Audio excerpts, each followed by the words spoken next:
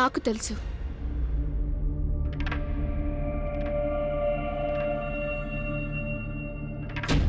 సాగర్ ఏదో ఒక ప్లాన్ వేస్తాడని నేను నీకు ముందే చెప్పాను.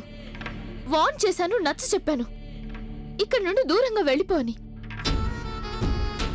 కానీ నువ్వు చాలా ఆలస్యం చేశావు గంగా. ఈ ఊరు వదిలి వెళ్ళాలి అనే డెసిషన్ నువ్వు కనుక టైంకి తీసుకుని ఉండుంటే ఈరోజు నీకు ఈ పరిస్థితి వచ్చుండేది కాదు కదా. సాగర్ ఇలా చేస్తాడని నేను అస్సలు ఊహించలేదు జోయా. ఇది నువ్వు చేసిన చాలా పెద్ద తప్పు గంగా. సాగర్ మీద నువ్వు మళ్ళీ నమ్మకం పెట్టుకున్నావు. గంగా, మనిషి చాలా బలహీనంగా మారతాడు. తన జీవితాన్ని సరిదిద్దుకొని దానికి ఒక పర్ఫెక్ట్ షేప్ ఇవ్వాలని డెఫినెట్గా ప్రయత్నం చేస్తాడు. కానీ అలా ఎప్పటికీ జరగదు.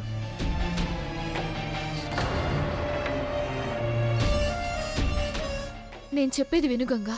ఒకవేళ ఈ సమస్యల నుండి బయటపడాలనుకుంటే నువ్వు రాత్రికి రాత్రి ఎవరికి ఏమీ చెప్పకుండా ఇక్కడ నుండి వెళ్ళిపోవాలి గంగా. సాగర్ ఒక వకీల్ కదా, అది కూడా చాలా తెలివైన వకీలు. నీ నుండి నీ కూతురిని లాక్కోవడానికి తను డెఫినెట్గా ఏదో ప్లాన్ వేస్తాడు. తను అనుకున్నది సాధించడానికి ఏదైనా చేస్తాడు. అప్పుడు నువ్వేం చేస్తావు?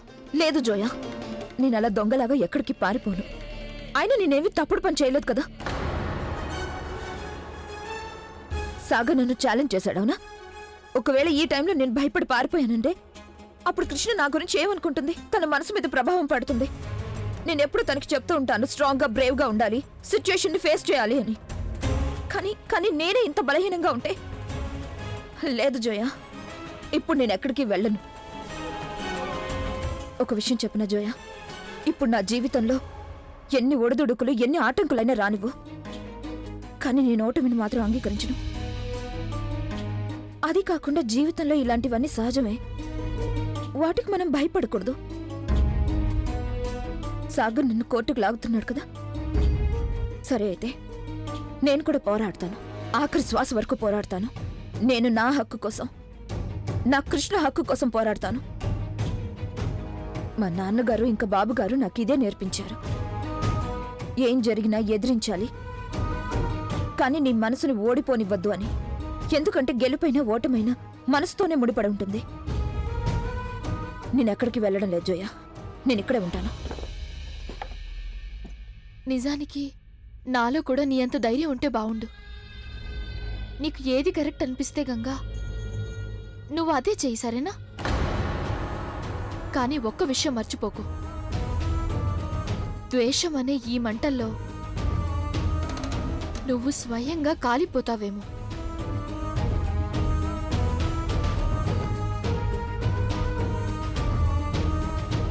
Take care.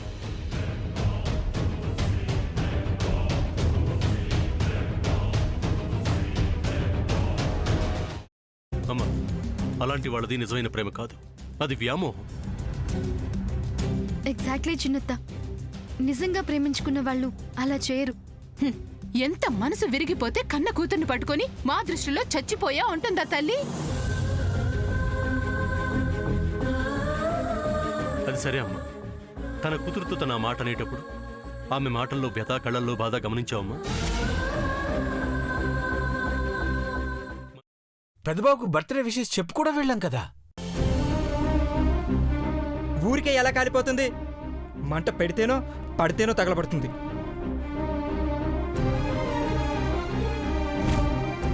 కరెక్ట్ చిన్నబాబు, నీకొచ్చినట్టే నాకు డౌట్ వచ్చింది. పార్వతే షర్టును తగలబెట్టిందనుకుంటా.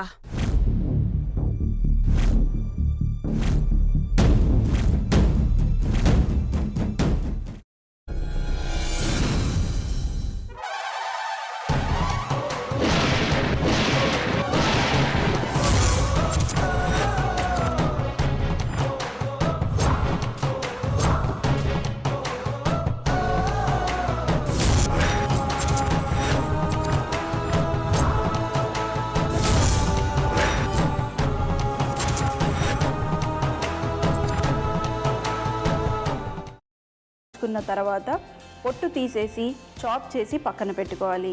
ఒక ప్యాన్లో కొద్దిగా నూనె వేడి చేసి అందులో ఆవాలు, మినప్పప్పు, శనగపప్పు, కరివేపాకు, సన్నగా తరిగి పెట్టుకున్న ఉల్లిపాయలు వేసుకుని 1 నిమిషం పాటు వేయించుకోవాలి. ఆ తర్వాత కాల్చి కట్ చేసి పెట్టుకున్న వంకాయని కూడా అందులో వేసుకుని బాగా మిక్స్ చేసి బౌల్లోకి ట్రాన్స్ఫర్ చేసుకుని అందులో తగినంత చిక్కటి పెరుగు లేదా పల్చటి పెరుగు వేసుకుని మిక్స్ చేసి అన్నంతో కానివ్వండి, చపాతీతో కానివ్వండి సర్వ్ చేసినా చాలా బాగుంటుంది.